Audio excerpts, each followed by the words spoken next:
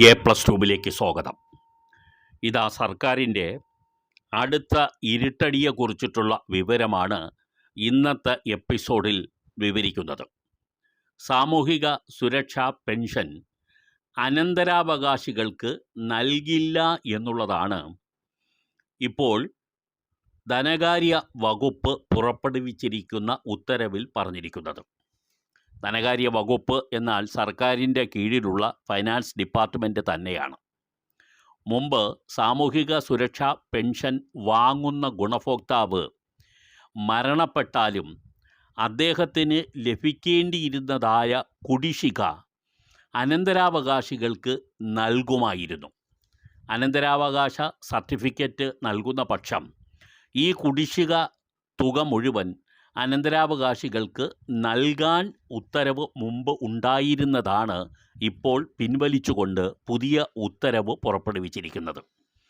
അതിൽ പറഞ്ഞിരിക്കുന്നത്, സാമൂഹിക സുരക്ഷാ പെൻഷനുകൾ വാങ്ങുന്ന ഗുണഭോക്താവ് മരിച്ചതിന് ശേഷം അനുവദിക്കുന്ന പെൻഷനോ കുടിശ്ശികയ്ക്കോ അനന്തരാവകാശികൾക്ക് അർഹതയില്ല എന്നുള്ളതാണ്. ഗുണഭോക്താവ് മരണപ്പെട്ട ശേഷം പെൻഷൻ അനന്തരാവകാശികൾക്ക് അനുവദിക്കാൻ ആവശ്യപ്പെട്ടുകൊണ്ടുള്ള പല അപേക്ഷകളും ലഭിച്ചതിൻ്റെ സാഹചര്യത്തിലാണ് ധനവകുപ്പ് പുതിയ സർക്കുലർ പുറത്തിറക്കിയതെന്നാണ് പറയുന്നതെങ്കിലും ഇതിനകത്ത് നിരവധി നിവേദനങ്ങൾ, നിരവധി അപേക്ഷകൾ ലഭിക്കുന്നതുകൊണ്ടാണ് ഈ നേരത്തെ അനുവദിച്ചിരുന്ന കാര്യം റദ്ദാക്കുന്നത് എന്ന് പറയുന്നതിലെ ഔചിത്യമാണ് നമുക്ക് മനസ്സിലാകാത്തത്. അപേക്ഷകൾ കൂടുതൽ ലഭിച്ചാൽ അത് കാരണം നേരത്തെ ഉള്ളൊരു ഉത്തരവ് പിൻവലിക്കുക എന്നുള്ള അസാധാരണമായ നടപടിയാണ് കാണുന്നത്.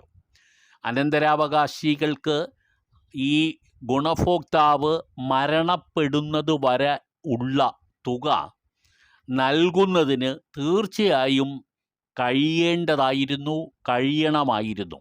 കാരണം അനന്തരാവകാശികൾക്ക് ഈ തുക നൽകുന്നത് ഗുണഭോക്താവ് ജീവിച്ചിരിക്കുന്ന കാലഘട്ടത്തിൽ അദ്ദേഹത്തിന് ലഭിക്കേണ്ടതായ തുകയാണ് അനന്തരാവകാശികൾക്ക് നൽകുന്നത്. ജീവിച്ചിരിക്കുന്ന സമയത്തിന് അദ്ദേഹത്തിന് നൽകേണ്ട തുക അദ്ദേഹത്തിന് നൽകിയിരുന്നെങ്കിൽ കുടിശ്ശിക ഉണ്ടാവില്ലായിരുന്നു. അപ്പോൾ കുടിശ്ശിക വരുന്നത് എല്ലാ മാസവും കൃത്യമായും ക്ഷേമ പെൻഷൻ ഗുണഭോക്താക്കൾക്ക് ഈ പെൻഷൻ നൽകാത്തത് കൊണ്ടാണ്, ആ വീഴ്ച സർക്കാർ വരുത്തുന്നത് കൊണ്ടാണ് ഇത് കുടിശ്ശികയാകുന്നതും ഈ ഗുണഭോക്താവ് മരണപ്പെട്ടാൽ ആ കുടിശ്ശിക അനന്തരാവകാശികൾക്ക് നൽകേണ്ടി വരുന്നതും. ഒരു ഗുണഭോക്താവിന് നൽകുന്നത് തന്നെയാണ് പെൻഷനെങ്കിലും അത് അവർ ജീവിച്ചിരിക്കുന്ന സമയത്ത് അവരുടെ കൈകളിൽ നൽകാതെ വരുന്നത് കൊണ്ട് കുടിശ്ശികയാവുകയും ആ കുടിശ്ശിക ഈ ഗുണഭോക്താവിൻ്റെ മരണശേഷം അനന്തരാവകാശികൾക്ക് ക്ലെയിം ചെയ്യാം എന്നുള്ള വ്യവസ്ഥയാണ് നിലനിന്നിരുന്നതെങ്കിലും ഇപ്പോൾ അതിന് വിരുദ്ധമായ ഉത്തരവാണ് ഇറങ്ങിയിരിക്കുന്നത്. സാധാരണഗതിയിൽ 1600 രൂപ പ്രതിമാസം വാങ്ങുന്നത് അത്രയേറെ സാമ്പത്തിക ബുദ്ധിമുട്ട് അനുഭവിക്കുന്ന ആളുകളാണ്. ഇപ്പോൾ ഒരു ഗുണഭോക്താവിന് പ്രതിമാസം ഈ തുക നൽകുന്നെങ്കിലും അത് അവർക്ക് വേണ്ടി മാത്രം നൽകുന്നതാണ് എന്ന വിവക്ഷ ഉണ്ടെങ്കിലും കൊണ്ട് തന്നെ അവരുടെ അനന്തരാവകാശികളും അവരോട് കൂടെ ജീവിക്കുന്നവർക്കുമൊക്കെ ഈ തുകയിൽ നിന്നും ചെയ്യാൻ കഴിയുന്ന പല ഗുണങ്ങളും അവർ നൽകി വരുന്നുണ്ട്. അതുകൊണ്ട് തന്നെ ഈ പെൻഷൻ അവരുടെ മരണശേഷം കുടിശ്ശിക ഇനത്തിലുള്ളതെങ്കിലും അനന്തരാവകാശികൾക്ക് നൽകാമായിരുന്നു. അത് റദ്ദാക്കിയ നടപടി ശരിക്കും അനുചിതമായി പോയി എന്ന് പറയാതെ വയ്യ.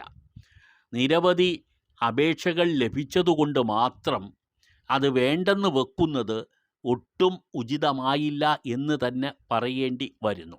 അവർ ജീവിച്ചിരുന്നെങ്കിൽ കൊടുക്കേണ്ട തുക മാത്രമാണ് അനന്തരാവകാശികൾക്ക് കൊടുക്കുന്നത്. മറിച്ച് അവർ വാങ്ങിക്കൊണ്ടിരിക്കുന്ന പെൻഷൻ അനന്തരാവകാശികൾക്ക് അനുവദിക്കണം എന്നുള്ളതല്ല. മറിച്ച് അവരുടെ കുടിശ്ശിക മാത്രമാണ് സാധാരണ നിലയിൽ അനന്തരാവകാശികൾ അവർക്ക് വേണമെന്ന് കാണിച്ചുകൊണ്ട് അപേക്ഷ നൽകുന്നത്.